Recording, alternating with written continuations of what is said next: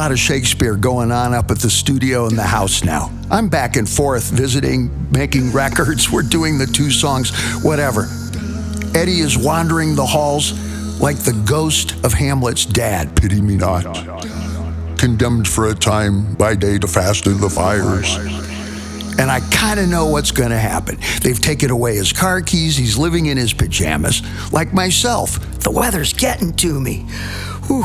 I mean, like whether or not I'm going to get out of my pajamas this week. Ed sneaks out. What does he commandeer? Well, the only thing with keys in it is a golf cart. There's a golf cart up there that they use to move the garbage cans around, the gardeners. This is at the top of Coldwater Canyon. There's it's 2 lanes that have probably been there since the 1940s. So traffic is slow and it's constant and it's always, even on the Sundays. Somehow, Eddie Van Halen in his pajamas in a golf cart makes it all the way down to the world famous Sportsman's Lodge. They can't find him. This is just when cell phones are just starting, whatever. So they call his phone and they hear in the background, hey, that's a live combo. He must be at the Sportsman's Lodge. An envoy is sent. He is retrieved, but the die is already cast. The Sportsman's Lodge. The Sportsman's Lodge is one of the most famous names, one of the most famous hotels or ensconces in music history, not just rock and roll. This is the hotel down on Ventura Boulevard in Studio City, which is the border between Hollywood, North Hollywood, and later on, I'll tell you where. The Sportsman's Lodge is where it doesn't matter if you're driving trucks for Barb Streisand or Metallica.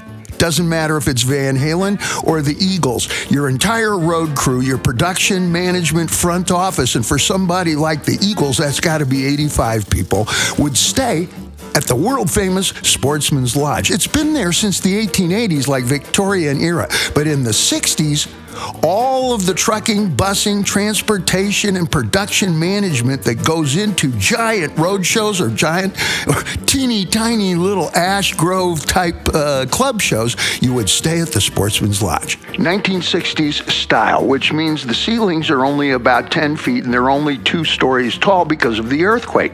That means people can jump from the balconies on the 2nd floor only right into the world-famous Sportsman's Lodge swimming pool. I'll tell you about the swimming pool in a second. The Sportsman's Lodge is very familiar with the comings and goings of road crews and teams, and a lot of rock bands stayed there. I stayed there. Sportsman's Lodge had a combo, like a 1-foot-high stage with a drummer and a keyboard player and a bass player and... Hi, we're Montebello, and we'll be back in a second. It's like Lost in Translation. What is it? Hi, we're Camarilla. And everybody would jam. Endless names of some of the most famous jazz, blues, rock, even orchestras would stay there. There's a swimming pool in back, way more famous than the Grotto Pool at the Playboy Mansion. You could get rooms up there, and people would stay there for weeks on end because if you're doing a residency, and like I remember when Neil Diamond, Solitary Man, 27 nights at the Forum. Well, his entire road crew and everybody stays at the Sportsman's Lodge. I would go and frequent the Sportsman's Lodge, not because of the rock bands, and this is where we would go after sessions, after recording, after rehearsal, after the actual shows, and they were very familiar and supportive of late night comings and goings, all night, all around, for the noise and the clamor and the general foment and hysteria that we signed up for this depraved circus called show business.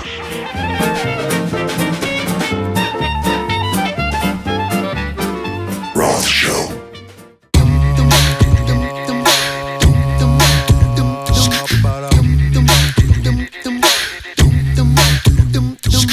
Perhaps most importantly, though, is not when you leave the hotel in your truck, bus, limousine, or whatever. When you enter onto Ventura Boulevard, you will now have a choice. You're going to turn left on Coldwater or Laurel Canyon, one of those, go up and over the hill into Hollywood, the Forum, the Wiltern Theater, Santa Monica, and points all south there. or you're going to turn right and head north up into the world-famous, much more fucking famous San Fernando Valley. Why? Porno. San Fernando Valley, North Hollywood, Chatsworth, most famous epicenter for pornography to this very minute in the entire known earth. Why? Because they have huge amount of space, lots of warehouse space. There's a movie-making apparatus available, yes. Every movie that you see is supplied cameras, manpower, trucking, busing, lighting, staging in Hollywood. That's 20 minutes from the San Fernando Valley. Lower production costs, but nevertheless, you've got 20 people on site making porno, about 15 minutes from the Sportsman's Lodge. More importantly, and I learned this the great way, porn stars, these girls don't live in Hollywood. Danger, Will Robinson, danger. Also, it's expensive. When they work for a week, and then they disappear to somewhere east of Scottsdale, allegedly. Somewhere north of Phoenix, allegedly. And when they get on the plane, they fly to Burbank, and they drive 15 minutes to The Sportsman's Lodge. Average porn shoot takes about 1 week to 10 days, allegedly. Right around the mid-90s and allegedly the early 90s, I'm spending a little time around the Sportsman's Lodge. And guess who shows up, allegedly, but I just missed him by a day or two? My old friend Ed. We run into each other now and then. I'm up there at the studio. My timelines are all backwards and forwards. I spent some time at the Sportsman's Lodge. I didn't actually run into Ed, but it's a small community there. Having first discovered the Sportsman's Lodge in his pajamas the good way, Ed, in classic rock star fashion, remember the motto: what is the perfect rock star solution for all emotional drama, trauma, and pain? Go on the road. And you don't have to go far. In fact, the farthest Ed did go was down Coldwater, about 1.25 miles to the Sportsman's Lodge, and he decides he's going to live there. And he does. He closes up his house and moves to the Sportsman's Lodge. He gets a room up on the second balcony, and the balcony is only like basketball hoop high because it's 1960s decor, so there's one large community there of rock and roll and pornography. He falls in with the porno crowd. I mean, a lot of them are good looking. They're very motivated. They're very familiar with Van Halen.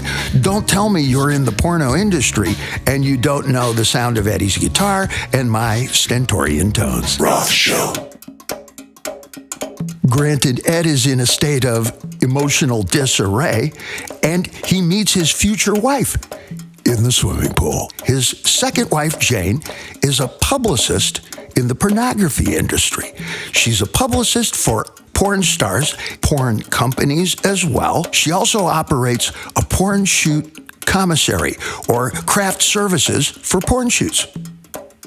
This is genius to me. You have 20 people, 7 of them are naked. They're there for like 3-4 days, I guess. They're shooting day and night, extended sessions. I mean, once it's up, you stay up, right? Like a hot air balloon. Screams for comedy. Is it carbohydrates for the crew and protein for... Can a female porn star actually be vegan? I'm going to let that one sink in, no pun intended. Jane operates a minivan. She sets up a table, chairs, paper plates, and, fruits and vegetables, and it's craft services. I don't know what the name of the company was, but I got myself in trouble the first time up at the studio. She was around, and my timelines are bouncing around, whatever, when I quoted Anthony Bourdain, the gourmet food critic's name of a book he wrote. But I transcended that. I used the name of the book and said, you should have this be the name of your porno craft services company. A bone in the throat. I'll draw you the logo. Things went great and wrong between Jane and I instantly. Jane's an organizer, this dame. You would have to be in the publicist catering industry. Decides she's going to organize Ed. God bless. Ed is in complete disarray. Remember, Valerie has left him. He's used up every piece of linen, every paper product, every dish, tray, plate, fork, knife, and roll of toilet paper that was in his gigantic tomb with a view. I'm broadcasting to you from a tomb with a view. So what happens when everything is used and there's no more room for you? We move. Ed literally locks the door and moves to the Sportsman's Lodge. This makes perfect sense to me right up to this very minute, but that's me. Jane, much to her credit, literally spiffs him up, shapes him up, haircut, shave, mouthful of brand new teeth. She got a mouthful too. Cleans up the house, gets the pool shoveled out. Everything's great. And then they have the ultimate idea of all time. This place would be perfect for porn shoots. But of course, Ed adds, I'll do a soundtrack for it, and I'll write some instrumental music. Even better, I'll sit at the piano, and I'll play during the porn shoot. Like Duke Ellington live on the side of the stage when A Misbehavin's playing or something. I get this. Remember reading or hearing about how the Beach Boys, or one of the Beach Boys, sitting at the piano, had to feel sand on his bare feet. So they created a tray, I imagine the size of a kitty litter box or something. They put some beach sand in it. And he took his shoes off, and makes perfect sense to me. Sits with his feet barefoot in some sand, and it triggers a sense memory. Wholly inadequate for Eddie Van Halen. He needs a whole fucking porn shoot.